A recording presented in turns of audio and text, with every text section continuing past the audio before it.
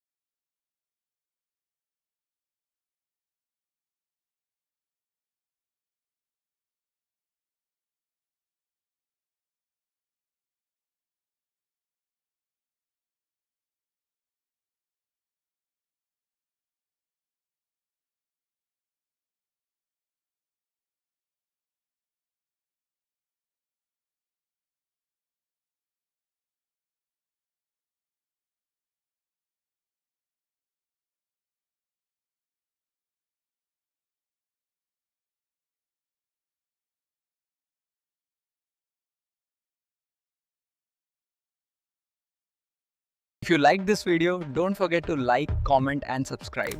I will keep bringing you more powerful Python projects like this. Thanks for watching, and I will see you in the next video.